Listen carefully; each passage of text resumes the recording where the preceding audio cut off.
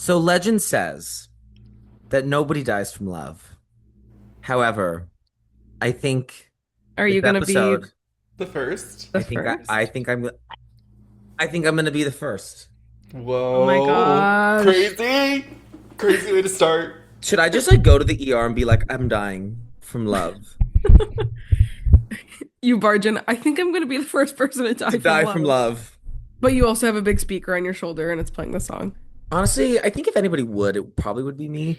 But this just seems like something that would happen to me. Um, do you guys ever think about how you're gonna die? No. Bella Swan. I think about it all the time, not in a bad way. That I realize how that came across, given my You you, history. you kind of said that in like a Barbie way. Yeah. Oh, I did. Yeah. I just sometimes I'm like, what? How's it gonna happen? But I think about life like that. Like, what's gonna happen? Like what like life, what is life gonna present me with Like, today, tomorrow, literally, the like, next day? what's happening tomorrow? What's gonna happen? Why is no Yeah. one talking about this? Like, guys, what's going on? Literally, What are like, we doing later? what path is unfolding in front of us? What treasures Whoa. and traumas will we feel?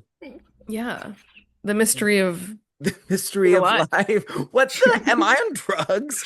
I kind What of is think I happening? think that my work drugged me today because I swear to God, so Oh. we had a training all day, and then I came back to our office in the afternoon, and I swear they put something in the vents because me and one of my other coworkers we were like debilitatingly drowsy, could not keep our eyes open. And I feel like I've been like untethered from reality ever since. And I don't know, maybe like an experiment in one of the labs went wrong and like there was some, I don't know, sulfur or some shit in the air, but I think something's up. Okay. Watch the space. For Things are news ha on Levi. things are happening over here. Watch this space. I just, it's all happening right now. Yeah. It's all Life is. happening. Well, how are you two? After I did my weird monologue. Doing doing good. Well, so for context, we have some two sickies in the house. So Levi's the hashtag only hashtag healthy, but Drew has just gotten over The two flu weeks. girl. 2 weeks? Well, I had like a cough after Christmas, and then the cough kind of went away, and then it came back in the form of like, how can a cough kill you? Like, I literally was bedridden for like 3 days, 4 days Horrible. with the flu. But Well, you're kind of almost fully I'm better. kind of good. Yeah, I'm just a slight cough. And then Maria came down with the illness a few days ago. yeah, so kind of got congested. So I guess like Drew has like the cough edition and I have the nasal edition. As I'm sure our fine listeners can hear from my voice that I sound a little congested. But yeah, I went to the clinic on yesterday and got confirmation that I did, yes, have flu or still have it. But um, I honestly feel fine, which is great. Didn't have a fever at all, which was really awesome. That's So, nice. so yeah, I'm Yeah, like fevers mostly are feeling bad. myself. It's just Yeah. like I'm still kind of congested and like that's also just like affecting my sleep a little bit. But luckily it's not so bad and I got the antibiotics, so that is also lovely. But also get your flu shots, get your COVID shots. Shout out. Everyone protect yourself. Yeah. Yeah. Pop Girlies believes in science. Yeah. Dare we say it? We believe in vaccinations. And you got to get vaccinated if you want to come to Pop Girlies Nation. We check at the Yeah. border. Get your woke shots because we're checking. Get your pronoun shots now. On that note, hot track time. Yeah. On Okay, the note Marie. of pronouns. Okay, Marie's laughing, so I'm not going to start with her. Drew, Okay. what's your hot track? Um, my hot track this week, I've weirdly been listening to a lot of Charlie XCX, which like Ooh. normally I don't do. But some days I get into like a mood. And um, I was listening to a lot of pop 2 today, and I have to choose the best track, which is also Levi's favorite track, track 10. Yeah, it's my favorite Charlie song ever. Love that song. Classic. I mean, Pop 2 is just that girl. Like, it's Pop 2. literally Pop 2. Like, what do you want me to say about it? It's Pop 2. That Caroline Polachek song. No, it makes me cry. Well, it's tears. Lucky also makes me cry. Yeah. You, I think Fembot, oh, Fembot, my ass used to walk to Theology 101 um, Love. in college, pumping my ass to Fembot, feeling so Yeah. slay, and then going and getting lectured about the Bible and the Apostles' Creed. That's what I would do. Wait, Levi, wasn't that the class that we had together freshman year Wait, with the priest? in the basement? Yes. Yep, yep. Oh my God, Maria, I forgot that we had that. That's crazy because Yeah, we weren't friends we yet. weren't friends. No. But I think we knew who the other was because of Drew, right? Yeah, totally. Yeah, no, yeah. And I sat, where did you sit? I sat front. I sat right by him. We sat like behind his desk because I remember you sat right in the middle.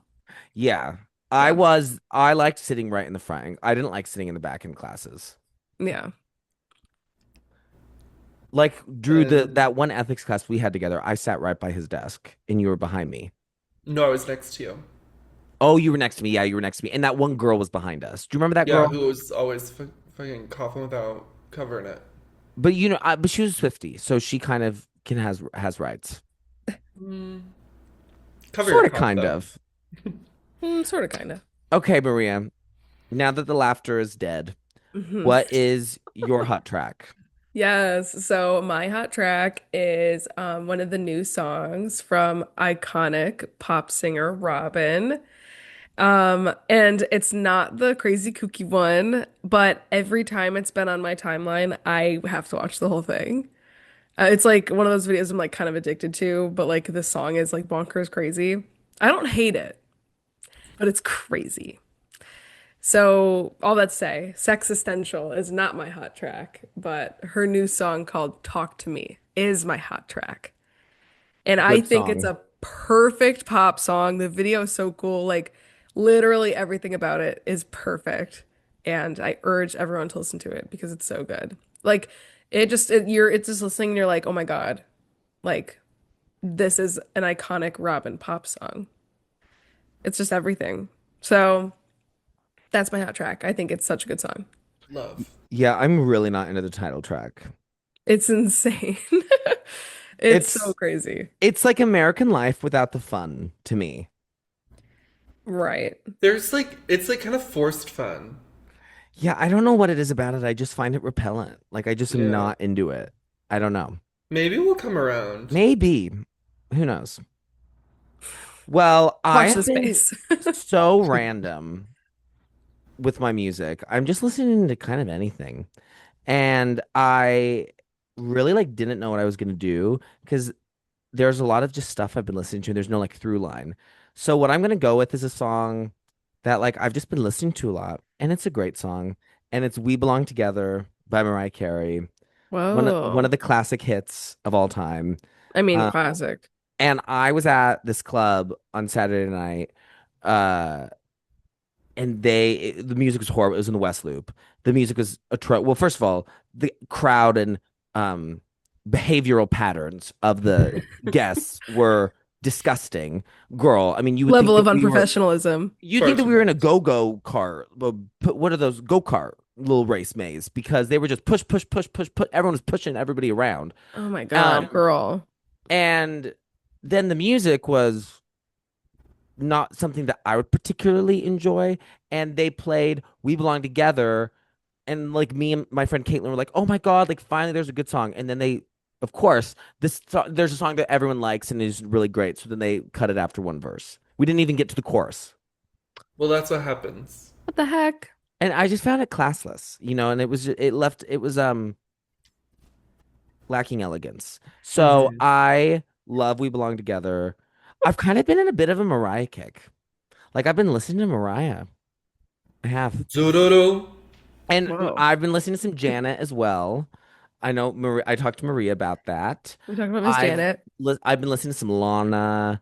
I've been listening to, of course, "Losing You" by Solange, which everyone knows that I'm think is the greatest song of all time.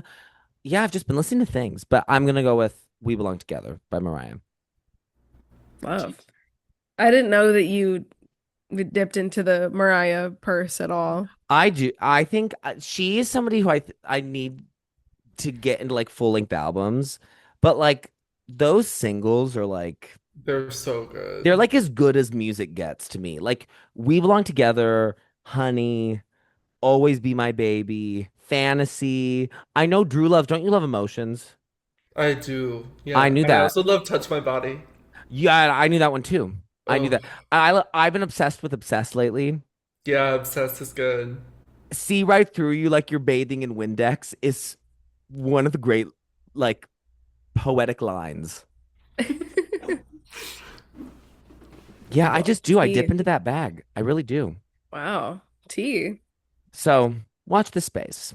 Watch this space. And I'm sure this will be the year that we end up doing Janet Jackson feature projects. I would love, yeah, because Janet is like one of the artists that I'm trying to like really kind of like get into this year, and I can already tell like what Maria's Janet album is, which is I think Janet, Hmm. and the Levi Janet album is The Velvet Rope, which is her depression album, her experimental late '90s depression album, which that sounds like me. Drew, I don't know what yours is yet. But Katie covered a song from Control on the Witness tour. Yes. So maybe What it's song was it again? It was Girl, I don't remember. But I just remember that from the Wikipedia page. Whoa. yes. Huge. So maybe I that's knew what it that. is. I mean, I listened to some Control this week and there were sounds the sounds were just really great. I mean, the production was really, really good. So, so that's what I Get have to it. say on my music listening. So Love exciting. it. Okay, well, Well, we're are we getting ready into to our go into the second dirt?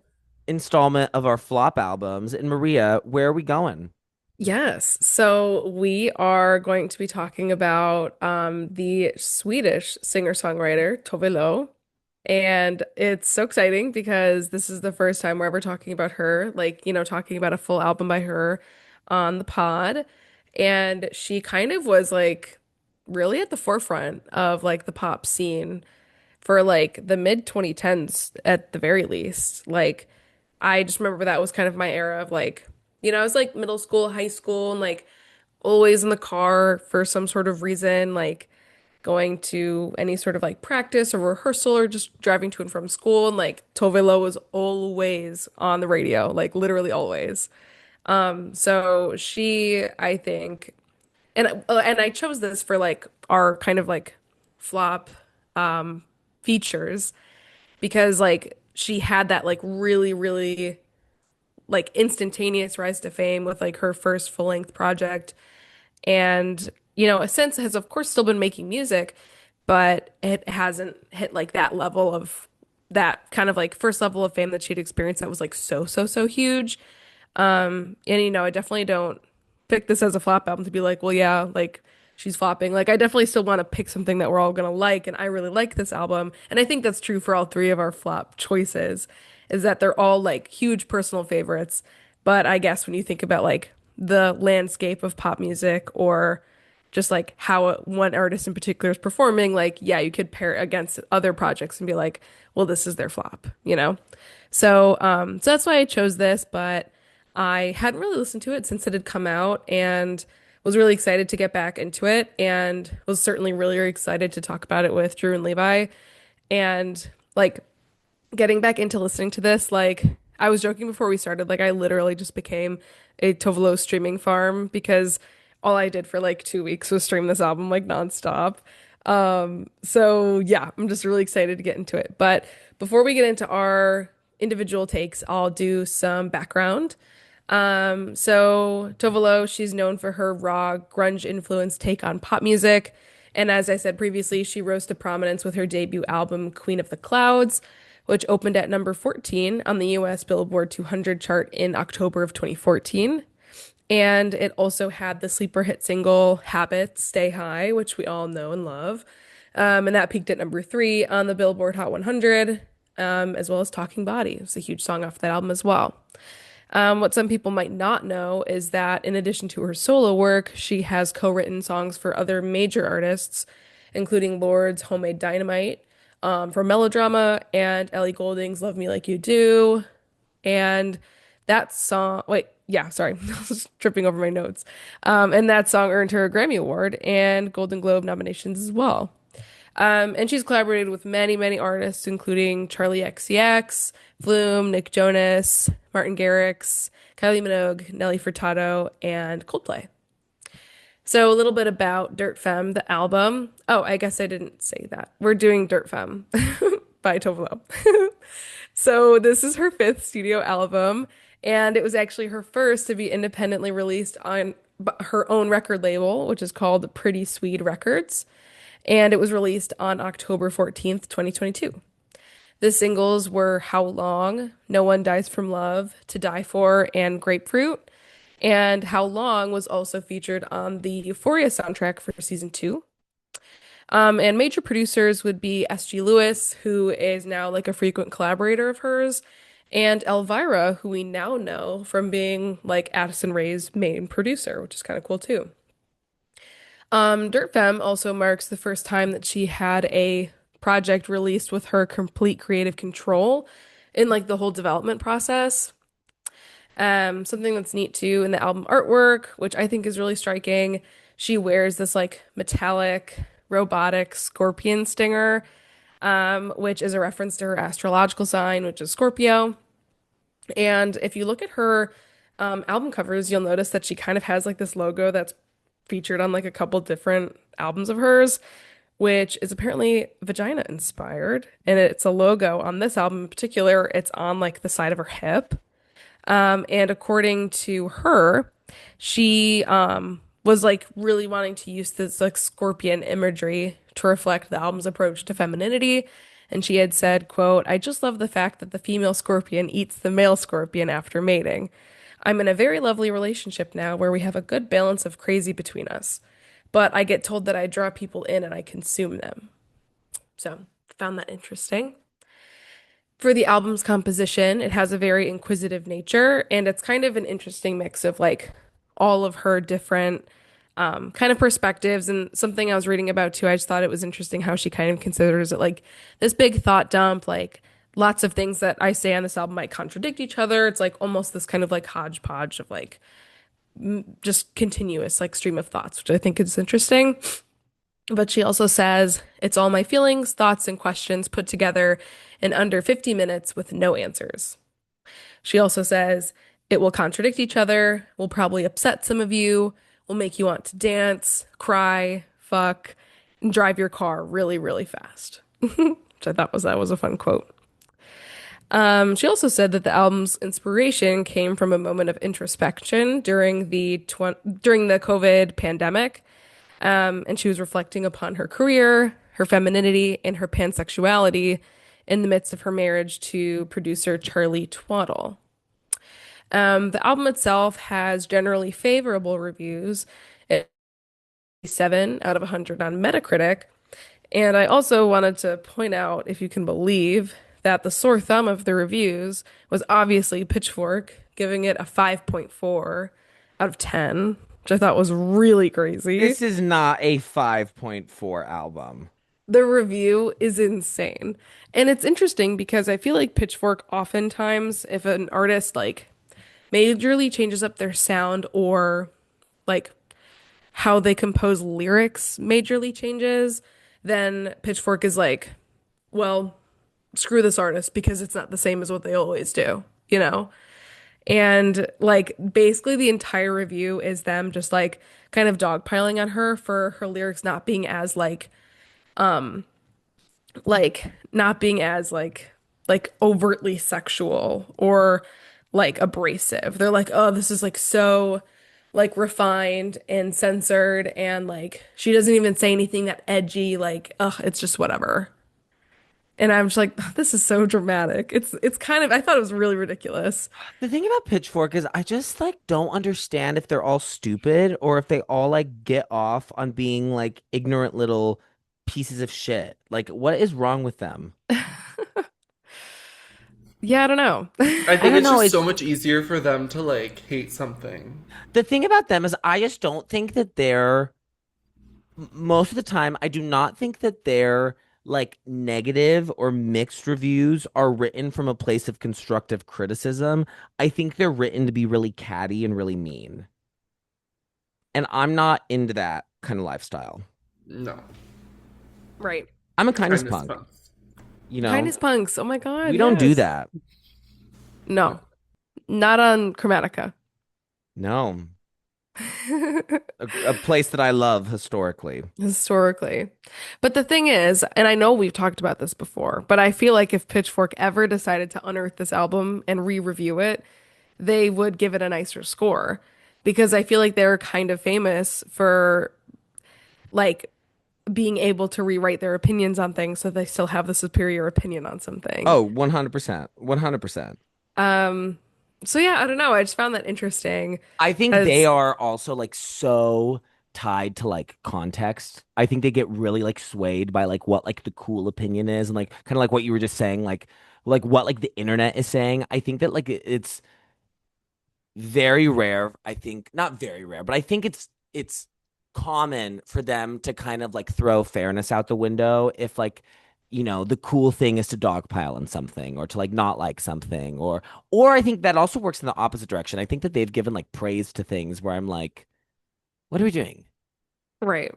What are we doing Yeah, because here? I was gonna say too, like something sort of similar and like a little bit inverse from this situation is like the album Tranquility Base Hotel and Casino by Arctic Monkeys was like a major like tonal shift from their albums in the past and especially their previous one which had been AM, which was like their album where they like majorly rose to fame. Like that album is like insanely popular. And I remember when that album had come out, everyone was like, "Whoa, like what's this like spacey, groovy, like lounge jazz rock infused album? Like this is not the band that I thought I was listening to. Like this is so different from like their stuff in the past."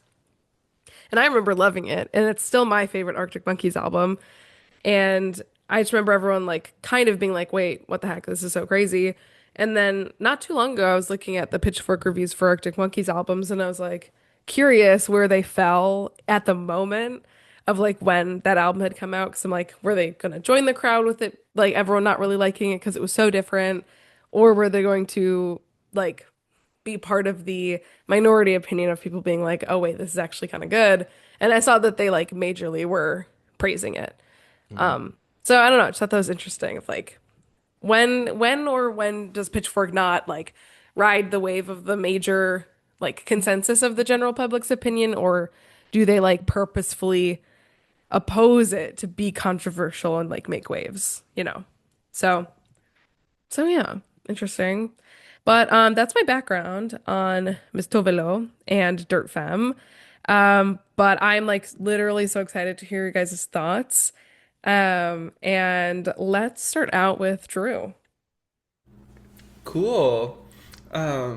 Well, I'm so happy that you chose this because I have never listened to a full Tove Lo album. Um, and I knew of this from the cover, which I really don't like. I don't like the. Oh, Yeah, I really don't fuck with this album cover. huh? Like, it's honestly one of my least favorite album covers I've ever Of seen. all time? Yeah, I hate the thing Dude, that's that coming makes off of no her. sense. Your least favorite ever? I hate that, like, the background's fake. Like, the What? dirt in the background is, like, clearly just, like, AI'd. I Girl, what are you talking about? She's She's at the clearly in the desert. desert. Look I at the know. picture that's behind you. She's in the desert. You think that that's actually the desert, though? Yes. Okay. I think it's maybe just edit, like maybe it's just like the way that like the picture's edited. But it looks fake to me. I've never thought that it looked fake. Oh. And then I hate that you, like, can't read her name. Like, because it's just so. I don't know. I literally don't like anything about it. Um, Do you not like? Do you like? what do you think about the tail, the scorpion tail? That's like my least favorite part of the photo. I think it's so hideous. Really, I think it's so cool. No, I I don't. love the album cover. No, I hate it. So that's why I knew of this album. Um, I'm so gagged at that. That's I'm so surprised I funny. haven't told you guys. I think, Maria, have I told you how much I hate it? I do remember you saying that you didn't like the scorpion tail, but I did not recall that it being your least Oh, favorite yeah, no. also. Yeah, I can't with this album cover. Um, but I was so happy to give it a try because I know how much Maria loves it. And I really love like a lot of what she's doing here. I mean, specifically that first track. I mean, it comes out so strong. I would even say like the first three tracks, I am like so on board for, so here for. Um, and I love kind of the journey that it goes on in um, like content of it. Like I think she explores a lot of things that I wasn't expecting. Like a lot on Grapefruit, I wasn't really expecting. Like even a song like Attention Whore was not kind of I was not expecting to go on the journey of it. Um and I think her vocals sound amazing. One of my favorite albums that I was talking about with the Pop Girlies earlier was it's Delirium by Ellie Goulding, and I feel like it honestly has a similar sonic vibe, sonic landscape to that. Which like makes sense, obviously, because you said that she's worked with Elliot before on that album, which is really cool. Um, yeah, I think where this album like falters a bit for me is I honestly think it could have benefited from being a little bit shorter by like being a more concise album. I think there are some songs where the sonic vibe is a little too similar, but then I think it makes the outliers like seem a little like what are we doing? Like specifically toward the end, like the song I'm to Blame like really stuck out like a sore thumb to me like sonically, but also like I feel like if we didn't get the track run honestly of like 6 to 9, and it could have been maybe one of those songs or like something like that, it would have made I'm to Blame more impactful for me, if that makes sense. But yeah, I really enjoyed going on the journey. I don't know how much I'll get back to this, but I definitely will be getting back to No One Dies from Love. I'm really interested to see kind of what she's done in the future because I obviously know, you know, Talking Body. Um, what's her other Cool Kids? No, that's something Cool else. girl. Cool Girl. I'm a I know cool those girl. songs. I'm a Um, cool girl. so I'm interested to see kind of where her music like has gone, because also there are a lot of rumors that she was working with Queen Katie Oh, on really? whatever she was working on after 143. Oh. So, which I think would be great. I think Katie would fit, you know, her sound really well. But yeah, I'm really happy that like this album has kind of reached a lot of people. I wish it would have reached more though. I think this could have been like I think No One Dies from Love like could be regarded as one of the best pop songs of all time. Like it should be it should be seen as a song that is better than any of the main hits she had in the mid 2010s. Hmm. But I didn't even know the song. So crazy. Um, but You yeah, didn't I'm know it interested to before this. see. No, I didn't know it before Oh, this. wow. Yeah. I mean, I think the first like 5 tracks of this, like you could listen to on loop. I think after that, it kind of was like, okay, let's really tailor this down. And it's not bad. I just that first 5 track run is just really, really great on this. Yeah, so I'm excited. I would love to hear this out too. I don't know if you guys have had experiences hearing like any of these songs out, but I I don't think think I've it'd be ever really heard No One fun. Dies from Love out. Yeah, that would be so which is good. And it crazy. would like change lives. It would Yeah. change lives. I feel like it would be something that like they would play at Scarlet when it came out Totally. at least, right? Drew, I Totally. do remember though, you and I were at Scarlet the night that the Heat Heat. EP came out, Yes. and that was a lot of fun. Oh, I guess I did. I do know what she's released after because I Yeah. love that EP. Oh my God, it's so good. Yeah. Yeah. Okay, yeah. Well, I guess I have been on the kind of Tove Lo journey. But yeah, I never listened to like a full work before until this. So, Yeah. yeah, I'm really excited to see where our like top 3 lands cuz I really don't know what either of you are going to put. So, Yeah. really exciting. See, thank you, Drew. And Miss Levita, would you like to go next? Well, yes. Uh yeah. So this is I was excited that you picked this because No One Dies from Love is a song I've loved for a really, really long time. And I think Tove Lo is a really interesting artist. I've always really liked her. I was really into her during her breakout, in 2014, 2015. I think that she has a very distinct voice in the pop music sphere. She has such a great ear for melody. I mean, you can like just hear that she's Swedish because the Swedes have that like, pop precision when it comes to like creating melodic lines that she just absolutely has. Her ear for hooks is really, really terrific. And she, I think, has a really great voice for pop music. It's like both very palatable, but then there's this grit that can come out in it too. So like it can sound just like very like poppy, bright, airy, but then she's also able to like bring this like grit out, and I think that it can really raise the emotional stakes, make something a bit more jagged, more interesting, and she like uses her voice in a really interesting way throughout this entire record. Um, and I just think she's always just been really cool. Like to me, like cool girl. We're talking like she is a cool girl, in my opinion. Yeah. She has this just like very interesting attitude. And I really admire that she had such a major mainstream moment right at the beginning of her career and then has instead kind of shifted to like marching to the beat of her own drum and not really aiming for that kind of higher level of like commercial success. I think it's cool. I think it's really, really cool.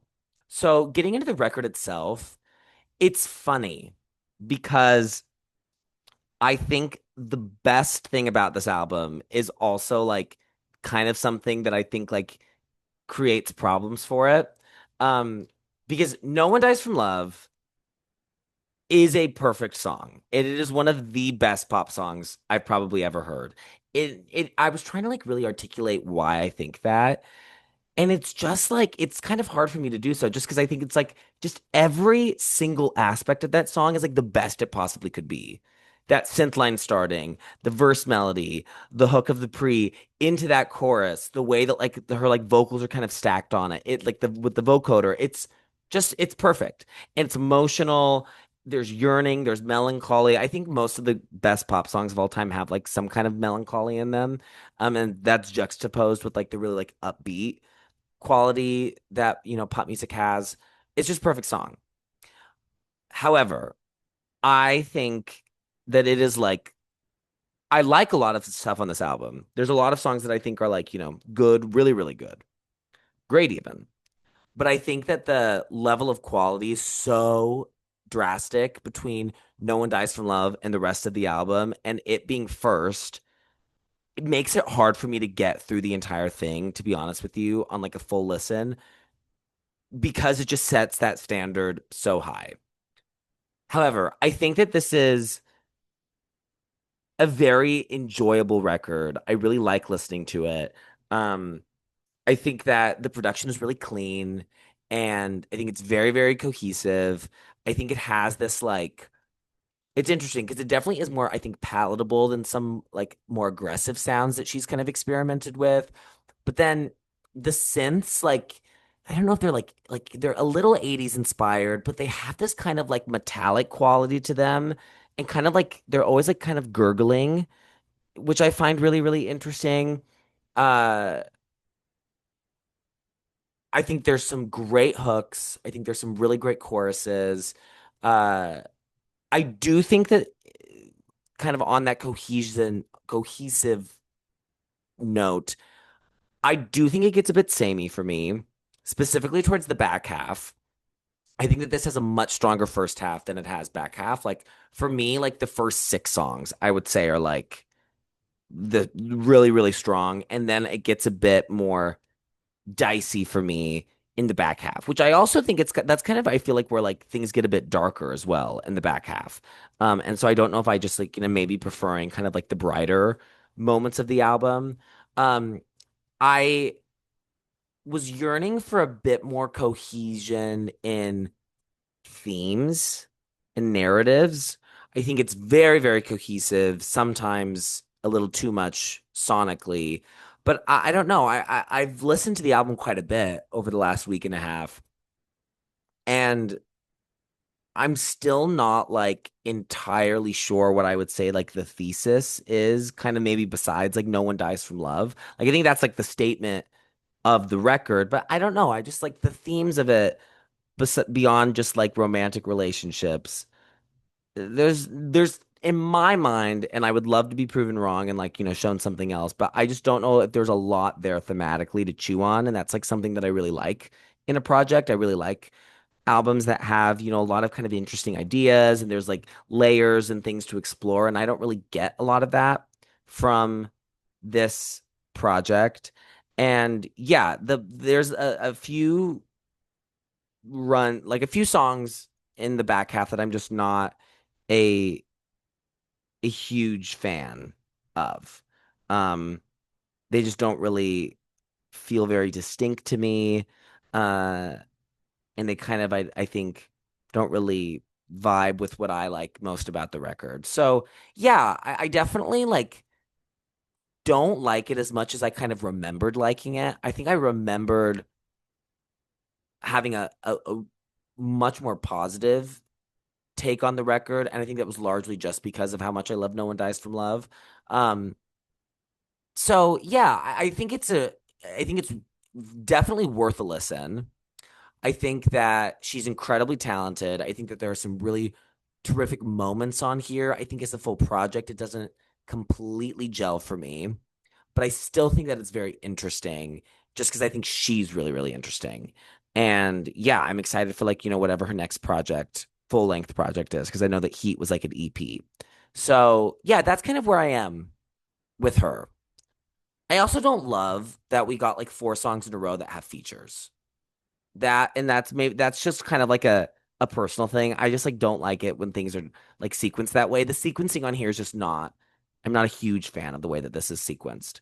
Um so yeah, I'm a bit more mixed than I kind of thought I was going to be because I'd listened to the album before and I think I remember liking it a lot more than I do, and not that I dislike it, but I kind of remember loving it.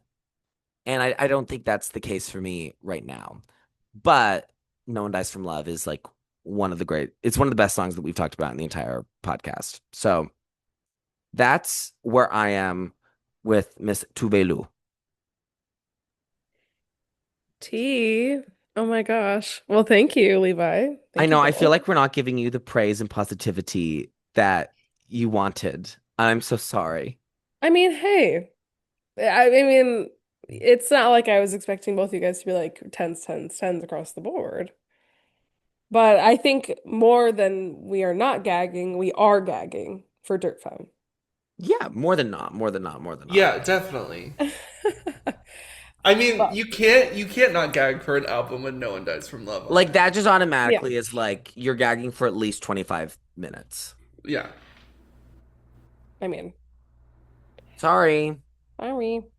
Okay, well, I'll go over my thoughts briefly and then we'll get into our favorites and least faves. But yeah, I mean, I love this album, and it's actually kind of funny because I feel like a little bit opposite of Levi, whereas re-listening to this for Pop Girlies actually made me like it more than I did on my first listen or like when it had first come out. I actually liked it a lot more. And yeah, I personally think, well, I mean, it is a very sonically cohesive pop album, and that makes me really appreciate it. But yeah, I mean, I definitely understand the kind of like grievances with it of like it not being very cohesive with like the themes and like the lyrics and stuff. And I feel like something that is a bit of a trend with me is like I definitely kind of champion like how a song sounds before I pay like closer attention to like actually what the lyrics are. So like if all of these are like kind of vibing for me, then I tend to just be like, well, yes, I like the whole thing, you know? And Hmm. so that to say like if something is not very thematically cohesive, it's just not like my first like litmus test that I'm doing on an album to see if I like it. And that's just me, you know, and we've talked about that in the past. Um, but yeah, just as Levi said, like this is that just kind of like flavor of pop that's like a little bit more gritty, a little bit more alternative. And like, you know, that just like lends itself to my taste, like I think really nicely. But yeah, I do think it's a choice, like all of the features being like sandwiched like towards like the back half of the album. It is interesting though, because like a lot of my favorites are the ones that are the ones with features. So like when I think about this album, I always think in my head to like the lower back half, and then I'm like, all those features are like usually what I gravitate towards. But yeah, her vocals are so great. I do like the album cover, but with like the her name and like the title of the album like not being very legible at all. I do think the scorpion tail is cool, and I like this era how she has like those like micro bangs. I think they look so cute on her. Um, but yeah, I like the album title, like the cover. Um, but yeah, I do agree like the sequencing of this like is a little bit awkward. Like I think True Romance as like the song's like major ballad is like kind of in an awkward spot, and I definitely agree with Drew with I'm to Blame like really really sticking out like right towards the end. When everything is like very, very, very sonically cohesive, like right towards the end. So yeah, I definitely understand that. But yeah, I think this album is so cool. I found it extremely re-listenable when I was preparing for this and just like re-listening to it after a couple of years of not really hearing it all that much. Um, and yeah, I'm like glad to have this back in the rotation because I remember when this came out, like I kind of cherry picked a couple songs and I was like, yes, I'm really vibing with these. But now it kind of like gave me a greater appreciation for the album as a whole. Um, so yeah. It's so your tea. It's Yeah. so Maria T. I can't even stand it. Yeah. Yeah. It's just it is what it is, you know, like it's Dirt Femme. And you're a Sorry. dirt femme hoe.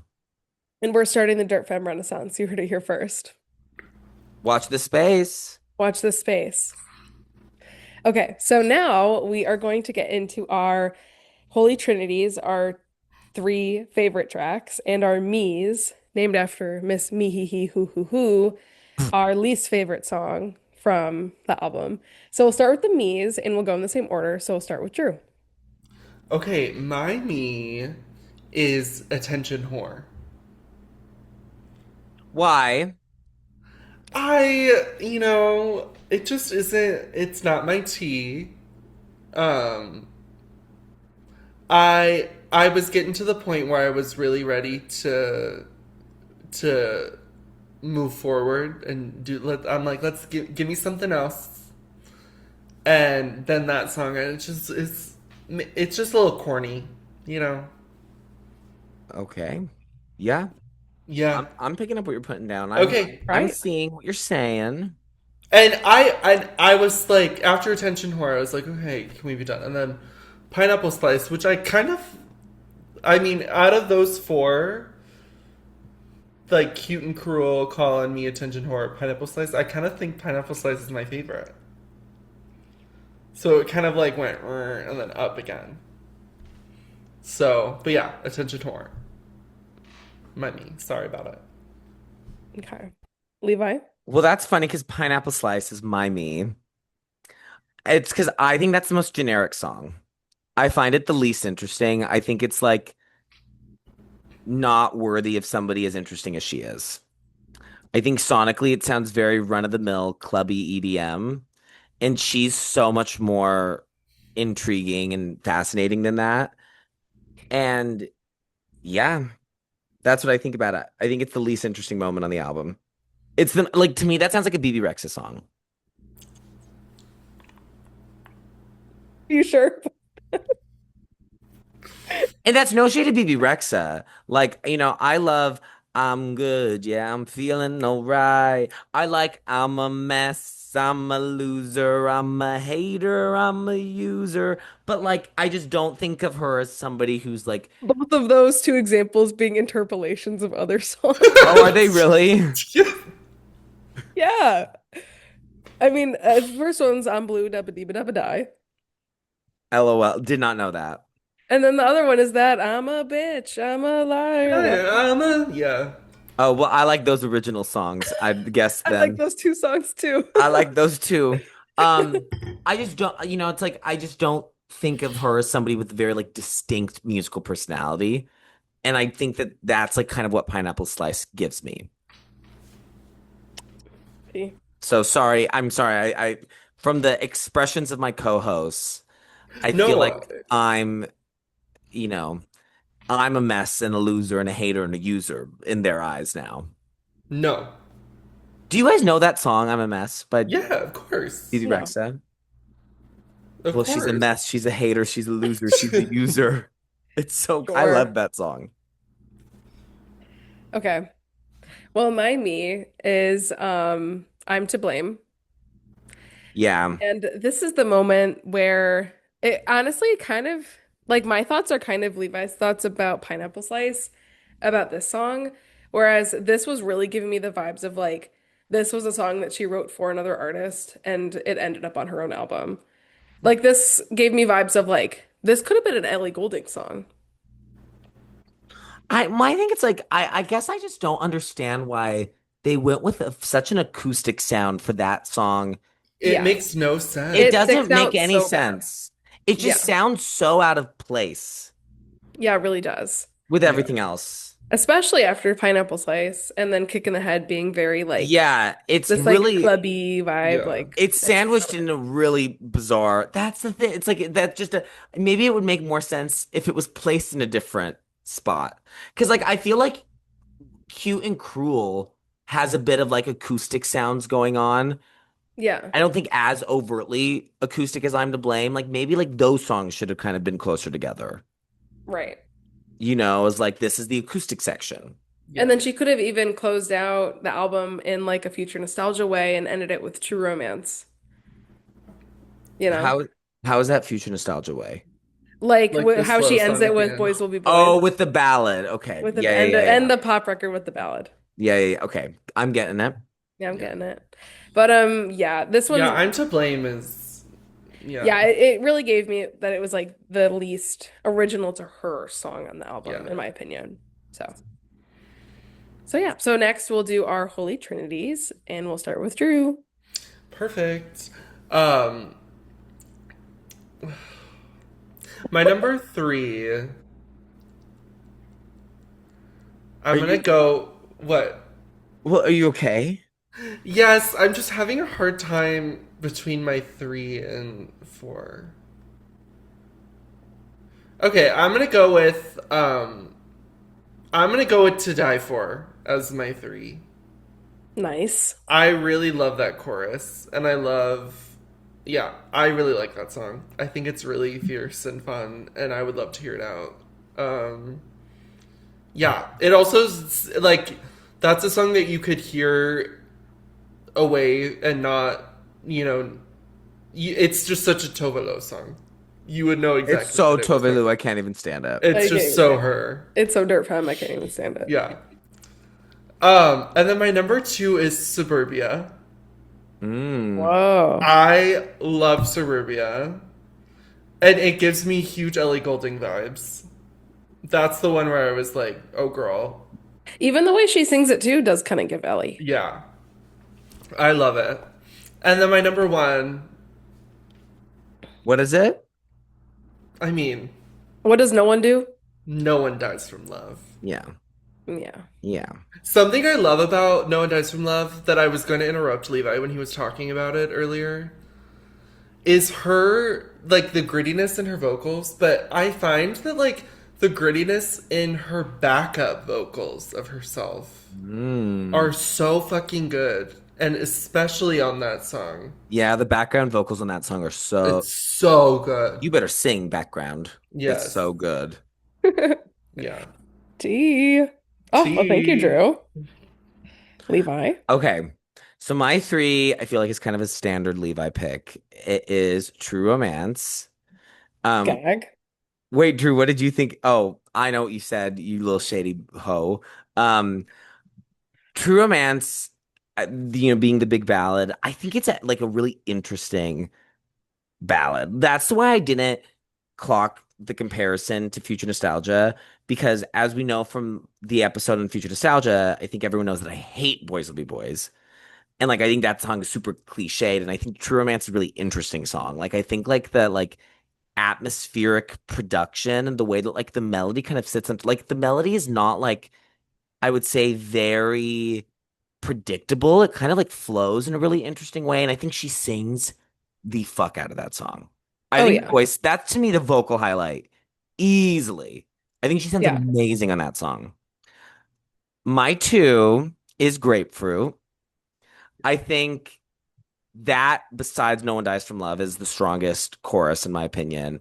I think it is about something that's really hard to write about. I think that's a really hard topic to make work in a song.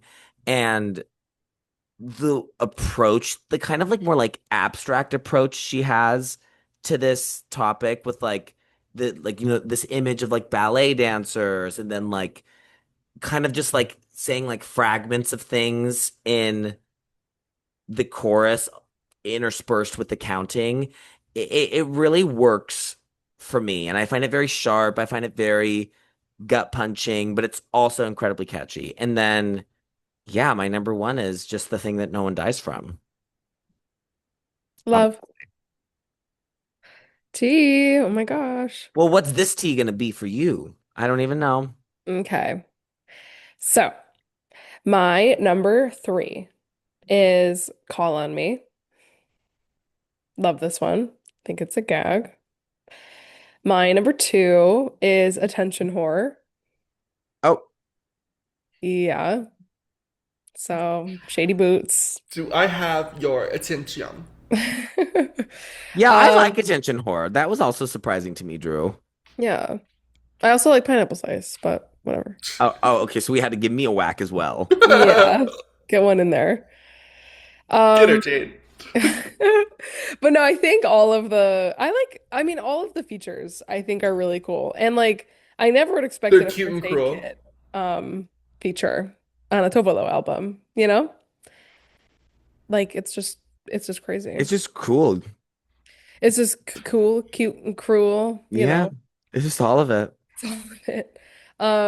But no, I mean, like, honestly, like, that chunk of tracks on this album, like, I really, really like. But obviously, as we know, like, I like the whole thing. And if you can believe, my number one, How long? no one dies from love. Of course. Well, of Yeah, course. I yeah. think it would be disturbing if somebody's number one wasn't No One Dies from Love. It would be, yeah, It just doesn't make any sense. It just doesn't make any sense to me. No. it would be scary. Yeah, it would be. Many people would be scared. And I name them. But yeah. Okay, so there's all of our Holy Trinities. So now we'll open up the utensils drawer for our album scores out of 10. So we'll start with Drew Fork. I'm gonna go in at a 7.1 for Miss Tove Lo. Very good, very good. Maria Spoon. Maria Spoon is gonna go in at an 8.8. It's just so your tea. It's so your tea. I can't even stand it. It's Maria T. What else is there to say? And then Okay, Levi Knife. I'm gonna go in at a 7. Nice. And then that gives us, we kind of held our hands, tanked it. Sorry, Maria, because the average score is a 7.63. I can be okay with that. I mean, that's still You Yeah, know, I mean, Yeah. that's come on. passing the class. Yeah. That's passing the These good class. degrees. Yeah. Girl, that's a C, ho. Well, So things Miss are good. Tovalo, Um, that has a high, it has a higher, it's, yeah, I mean, it's pretty good. that's pretty good. It's pretty good. Well, yay. We did Well, it. yay. Dirt Well, yay. Femme. We too velude. We did. Tove Lo. So So, our flop album series comes to an end next week. And I was reflecting as I do a lot, and I made this kind of discovery in my mind. I think that we all chose different kinds of flop albums. Like, I think Drew picked an album that was like the first flop from like a major star, like the first kind of like decline. I think Maria picked the kind of flop album that was like deep into this person's like flop era and like just like a no one cares, like and everyone's like left the yeah. station. And then the album that I'm picking is like what was supposed to be the comeback album after the first flop, and then it ended up flopping harder. And I'm picking an artist who I love, who we haven't done an album of this artist yet. I think that I've had her as a hot track before. Well, me and Maria both have, because Maria's had her as a hot track. Actually, from the album that we're about to talk about, we are talking about Lotus by Christina Aguilera. Yes. If we're talking flops, now if we're talking flops, we're talking You Lotus. got a perfect one. You Yeah, got a perfect one. literally me to Christina Aguilera. Like, it's just, I'm so excited to talk about this album. This I album is can't like, wait. it's so like Levi lore. I can't even stand it. Can't even stand it. So We'll tune in get your next week. lotuses out. Tune in Eat next flour. week for if you want your lotus plucked. I Whoa. thought this was a classy party. I, I thought this was a classy party. Classless. Well, guys, I'm gonna go die from love. Wait, but nobody does, Maria. No one does. Are you going to No. be the first, do you think? I'm probably gonna be the first. I'm gonna Whoa. go have a pineapple slice. Well, and I'm going to go eat some grapefruit. Whoa. Bye, Okay. Shanti. Bye. Bye, pop girlies.